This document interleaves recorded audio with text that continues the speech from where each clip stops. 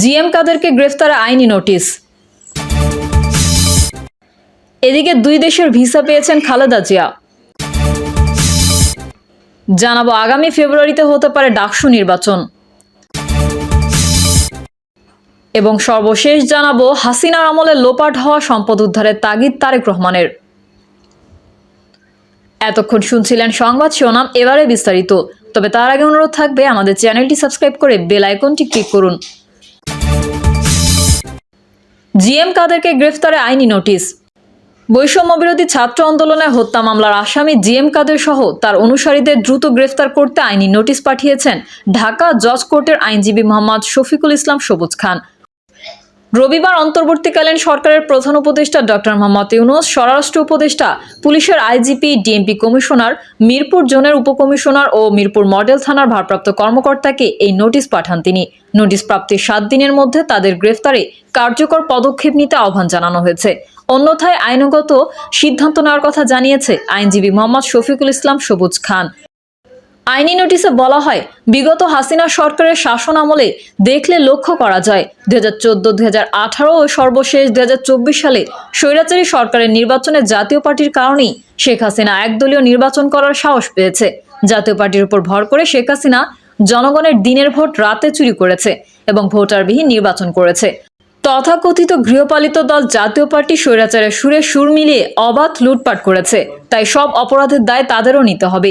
স্বৈরাচার পালিয়েছে যেই পথ দিয়ে, জাতীয় পার্টিকে যেতে হবে সেই পথ দিয়ে। জাতীয় পার্টিকে জাতীয় বেঈমান উল্লেখ করে নোটিশে বলা হয়েছে, শেখ হাসিনাকে দিয়ে তারা ক্ষমতায় থাকার জন্য একতরফা নির্বাচন করতে গুরুত্বপূর্ণ ভূমিকা পালন করেছে।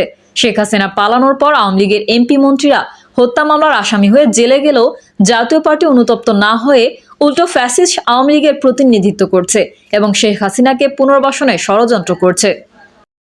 নোটিশে আইনজীবী সবুজ খান বলেন, আওয়ামী লীগের দুর্নীতিবাজ মন্ত্রী এমপিরা গ্রেফতার হলেও জাতীয় পার্টির মন্ত্রী এমপিরা আসামি হওয়া সত্ত্বেও তাদের গ্রেফতার না করে শহীদদের রক্তের সঙ্গে বেইমানি করা হচ্ছে। আইন সবার জন্য সমান হলেও জাতীয় পার্টির দুর্নীতিবাজ এমপি মন্ত্রীদের আটক না করায় জনমনে প্রশ্ন প্রবল হয়ে উঠেছে। তিনি আরো বলেছেন, জিএম কাদের সহ তার অনুসারীদের গ্রেফতার করে আইনের আওতায় নিয়ে না আসায় জুলাইয়ে ছাত্র জনতা মর্মাহত। জিএম কাদের মিরপুর মডেল থানার এজাহার নামীয় আসামি, অথচ তাকে এই মামলার আসামির চোখে দেখা হচ্ছে না। দ্রুত হত্যা মামলার আসামিকে গ্রেফতার করে শহীদদের আত্মার প্রতি সুবিচার করার অনুরোধ জানাই। এদিকে দুই দেশের ভিসা পেয়েছেন খালেদা জিয়া। উন্নত চিকিৎসার জন্য বিদেশে যেতে ইতোমধ্যে 2টি দেশের ভিসা পেয়েছেন BNP chairperson Khaleda Zia. Visa পাওয়া দেশগুলো হলো সৌদি আরব ও যুক্তরাজ্য। এদিকে যে কোনো সময় যুক্তরাষ্ট্রের ভিসা হাতে পাবেন তিনি। তবে গতকাল শনিবার পর্যন্ত যুক্তরাষ্ট্রের ভিসা পাননি তিনি। বিএনপি সূত্র বলছে, যুক্তরাষ্ট্রের ভিসা পাওয়ার পর সবকিছু ঠিকঠাক থাকলে কয়েকদিনের মধ্যে তিনি চিকিৎসার উদ্দেশ্যে দেশের বাইরে যেতে পারেন। বিএনপি চেয়ারপারসন খালেদা জিয়া চিকিৎসার জন্য লন্ডন যাওয়ার আগে বা পরে ওমরা করার জন্য সৌদি আরব যেতে পারেন বলে দলীয় সূত্রে জানা গেছে। এই জন্য তিনি সৌদি আরবের ভিসা নিয়েছেন। তার আগেই তিনি লন্ডনের ভিসা নিয়েছেন। সেখানে প্রাথমিক চিকিৎসা ও ছেলে তারেক রহমান সহ স্বজনদের সঙ্গে কিছুদিন সময় কাটানো ও বিশ্রাম শেষে তিনি লিভারের জটিল চিকিৎসার জন্য যুক্তরাষ্ট্রে যাবেন। চিকিৎসার জন্য প্রথমে খালেদা জিয়াকে লন্ডনে নেওয়া হলেও সেখানে প্রাথমিক চিকিৎসার পর যুক্তরাষ্ট্রের মাল্টিডিসিপ্লিনারি মেডিকেল সেন্টারে নেওয়া হবে। সেখানে তার লিভারের জটিল চিকিৎসা করানো হবে। আগামী ফেব্রুয়ারিতে হতে পারে ডাকসু নির্বাচন। ঢাকা বিশ্ববিদ্যালয় কেন্দ্রীয় ছাত্র সংসদ নির্বাচনের সম্ভাব্য তারিখ নির্ধারণ ও নির্বাচনের রোডম্যাপ তৈরির জন্য একটি বিশেষজ্ঞ কমিটি গঠন করা হয়েছে প্রশাসন থেকে। তাদের পরিকল্পনা অনুযায়ী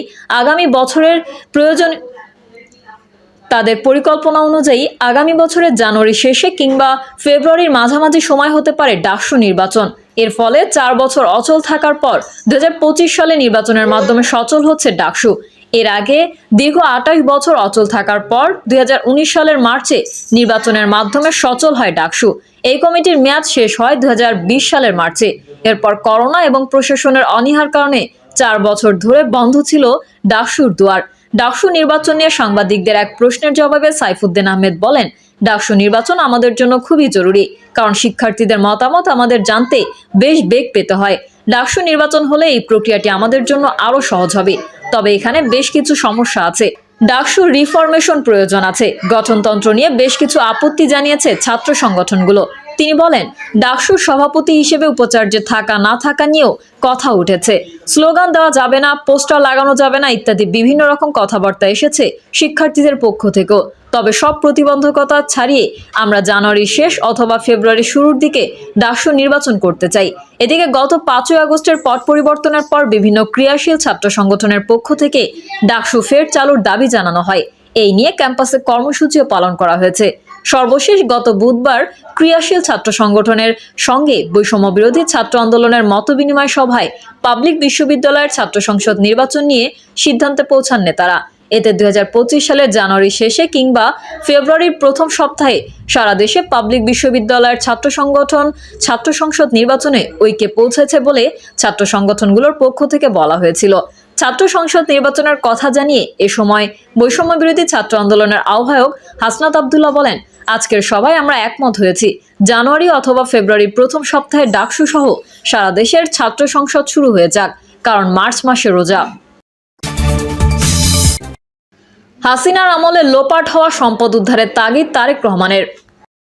দেশের অর্থনীতির বর্তমান চিত্র এবং গত 15 বছরে আওয়ামী লীগ শাসন আমলে দুর্নীতির বিষয়ে স্বচ্ছ ধারণা পেতে শ্বেতপত্র প্রণয়ন কমিটি গঠন করেছিল অন্তর্বর্তী সরকার।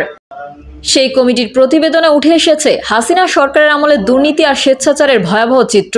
দুর্নীতিবাজদের বিরুদ্ধে কার্যকরী ব্যবস্থা নিতে অন্তর্বর্তী সরকারের প্রতি আহ্বান জানিয়েছে বিএনপির ভারপ্রাপ্ত চেয়ারম্যান তারেক রহমান। একই সঙ্গে আওয়ামী লীগ সরকারের লোপাটকৃত অর্থ দ্রুত ফেরানোর বিষয়েও তাগিদ দিয়েছেন তিনি।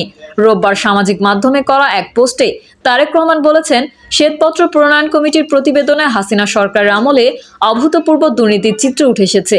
এতে দেশের অর্থনীতির দৈন্যদশা ফুটে উঠেছে। হাসিনা সরকার যেই চোরতন্ত্র কায়েম করেছিল এই প্রতিবেদনে সেটাই পরিষ্কার হয়েছে।